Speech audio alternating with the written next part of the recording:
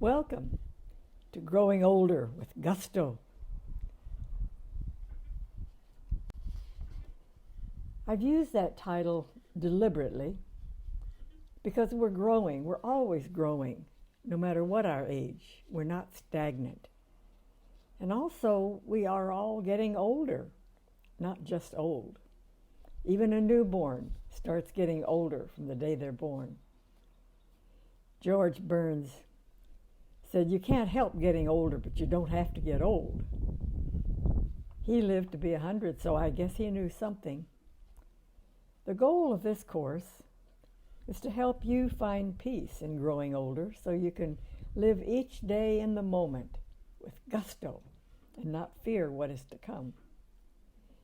We're going to cover a variety of issues in this course: self-esteem, body image, general health, your sexuality, why we age at all, so much more. And we're going to laugh a lot, I suspect. My hope is that after you have finished this course, that you will have revised your thoughts and attitudes towards your own process of growing older, and perhaps you're going to change your current attitude about older people in general. Be open to developing a best friends forever relationship to an age group older than your own. Learn how to deal with life in general, no matter what your age is. We're going to learn to laugh with and not at older people. And I think we're going to laugh a lot in this course, and why not?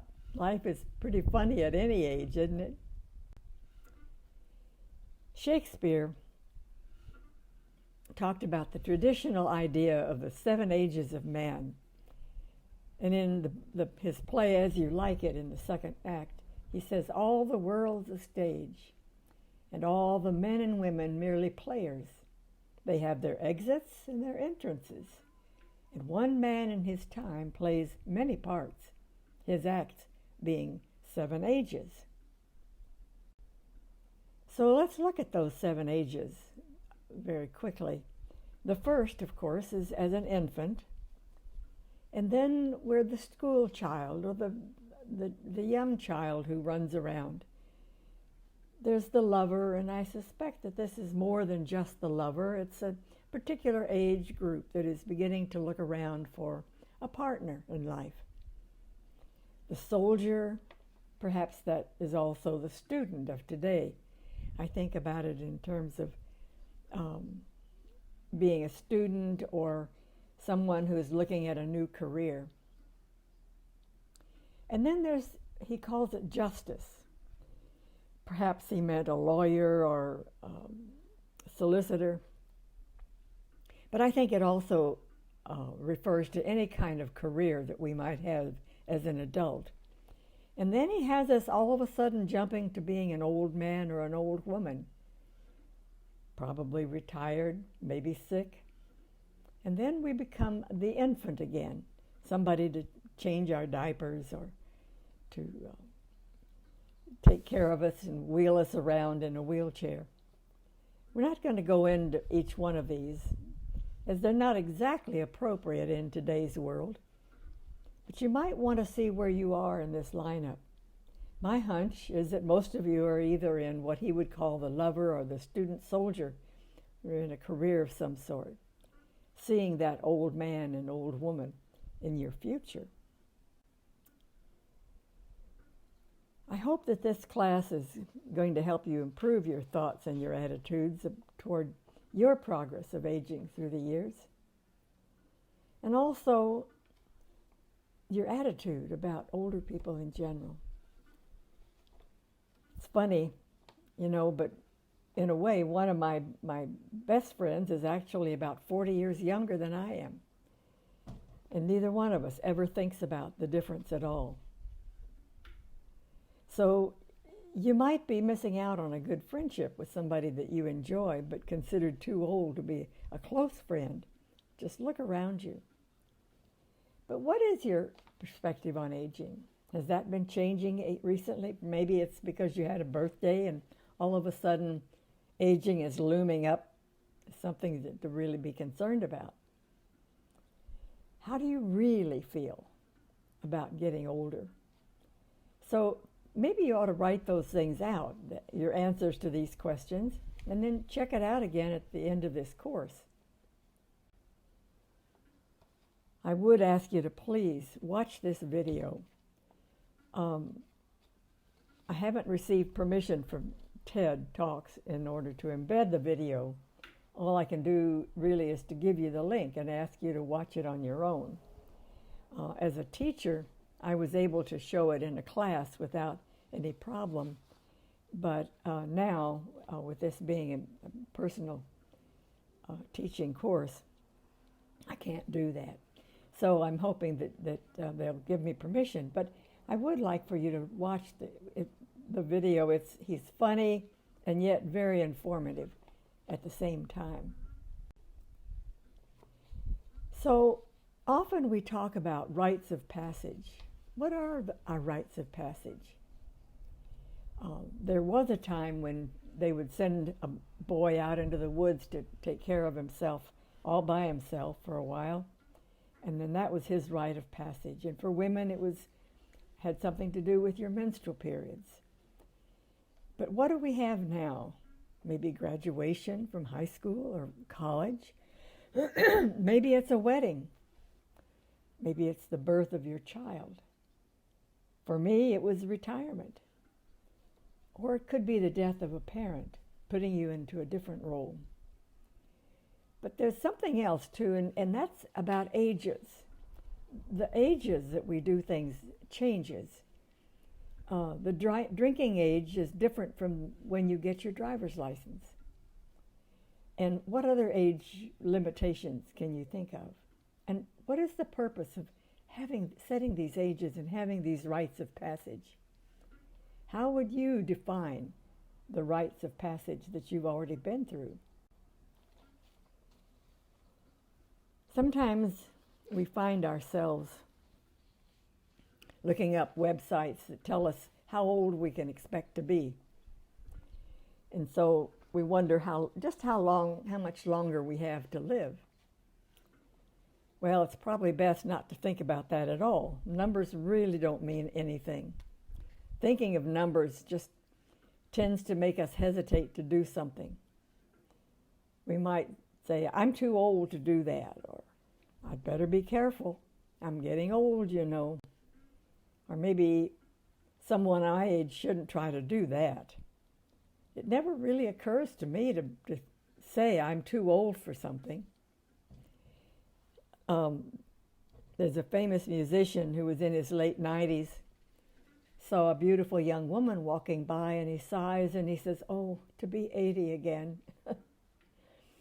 And my son, I was trying to do something, and he thought it was probably not appropriate. And he says, Mom, after all, you're not 80 anymore.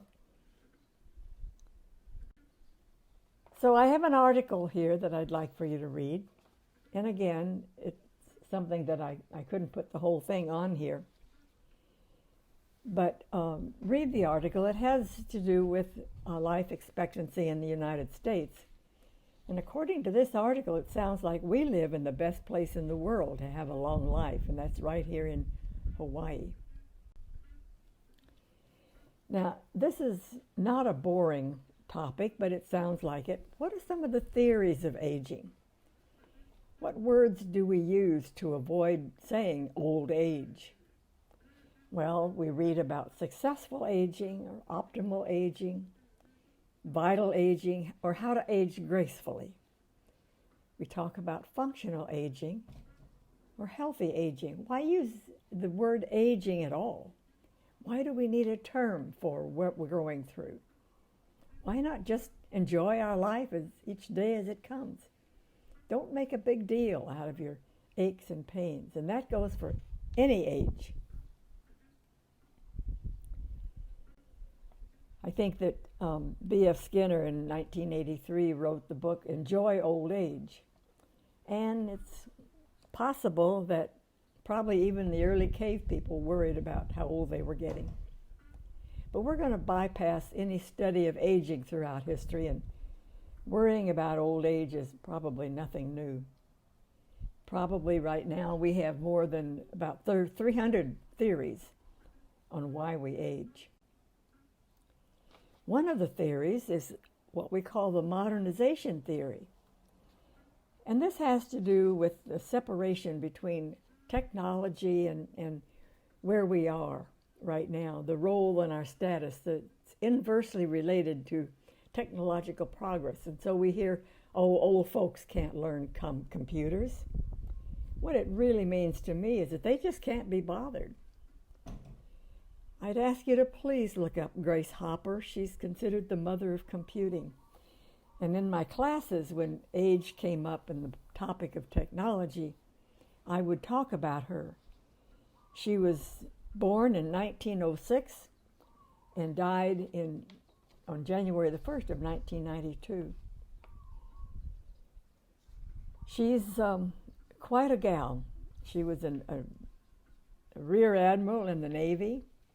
She was one of the first programmers of the Harvard Mark I computer.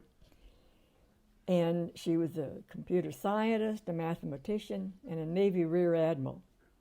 So don't tell me that people my age or older are too old, or even younger, are too old to learn the computers. I've even heard college students say that they don't want to learn anything much about computers.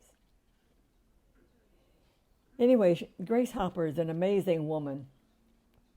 So look her up. She'll eliminate the technology barrier to aging. And then we have the disengagement theory. And this is where the individual begins to separate or to withdraw from society. Usually happens when they retire, because they're no longer with all the people that they see day in and day out. But that separation, that disengagement is not natural, and it certainly isn't inevitable. In 1986, Congress ended mandatory retirement for most jobs. And so people now, once they retire, just sort of find no reason to go out into the world. They stay home and watch the grandchildren or TV, or they go out and play golf every day. There's just, there's no reason to disengage. The continuity theory is the exact opposite of disengagement. Some people, as soon as they retire, they go right back to school, or they get into a different career. You know, I think people, by the time they retire, they really have too much knowledge not to share it somehow. They'll find substitutes for activities that they gave up. And I've retired from 3 careers. The field of psychology, and I retired from that in 1983. In 2003, I retired as a United Methodist minister. In September of 2021, I retired as an associate professor of Hawaii Community College. And now I'm an author and an e-course instructor. Who knows what I'll be after this? But I think that it just simply provides a greater dignity to your life, and it's not the same as staying forever young. Of course, there is the biology of aging. It's a biological inevitability. We will die. So far, nobody has come up for an alternative to dying. Longevity itself is a fairly new science, and people are studying how we can live longer and healthier. We do refer to functional age, and what does that mean? It means, what can we do in spite of our age? Loss of functionality, is it inevitable? Well, perhaps for some. I don't run marathons anymore. It doesn't mean that I couldn't if I still had the use of both of my legs the way I used to. But for the most part, our functionality the loss of our functionality is not inevitable. We do experience a physical age. There's just basic wear and tear. We have more miles in our years than some of the rest of you. There are forces in our lives that lead to the death of a cell. And yet there are forces that also repair at the molecular and the cellular levels. We often hear people talk about free radicals, and those are the waste products of our metabolism. I won't go into that anymore, but we do learn that there are foods and supplements that we can take that will help to conquer those. And then we have psychosocial functioning. How do we see ourselves? What is our self-esteem? What is our self-image? And we are going to cover both of those next week. We have a smaller network as we get older. Again, because of retirement, people die. Some of our friends die. Many of our friends die before we do. I have lost so many friends who died at an age that they shouldn't have. But our whole role in society begins to change. We have, instead of a career, we're playing golf or bridge or doing something else. And I think that we just simply need to take that into account. When we get to a certain age, things are not going to be the same as they were when we were younger, but we can compensate in other ways. Carl Jung talks about individuation. He said that the psychological goal of later life is to become more and more oneself as an individual. So what does that really mean in practice? Are there any drawbacks to being who we are? How would you evaluate older people who just simply remain very much as they always have been? In contrast to older people who dramatically change their lives after retirement or perhaps becoming widowed. What does it mean to be who you are, who you really are? I say that somebody who was happy as a younger person is going to remain a happy older person. Somebody who was grumpy as a younger person will probably remain a grumpy older person. But there are new words that we can use instead of somebody being a grumpy old person. We can use words like more flexible, people who are still growing, the novelty of it all, people who love novelty, people who desire to change, gusto. There are other words that we can look at. So what does gusto mean to you? How can you make it work for you? Are you living with gusto now? I suggest that you think about that and write it down. Think about what that whole word means to you. Is it just exuberance? I think it's more than that. For me, it means that I rarely, if ever, stop to think that I'm too old for something. I don't judge other people, if ever, based on their age, whether they're too young or too old. Personality and gusto are what I look for.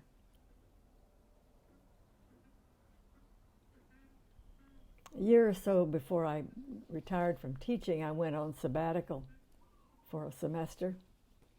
And I interviewed over 100 women from 60 up to 104 to look for their gusto. The 104-year-old is still living, by the way. I discovered that their gusto had nothing to do with their health or with their genetic makeup. Of course, you know what I'm going to say. It was all in their attitude. The 104-year-old I had just finished in interviewing said that she had just been reading about Carl Jung, and she was so excited about him and what he had to say that she said, now I'm going to read a book about his wife, Emma. At 104. Now that's living with gusto. Again, think about what gusto means to you. What does it mean to remain creative in your approach to growing older? I wouldn't let your previous or erroneous notions of growing older be your guidebook in this.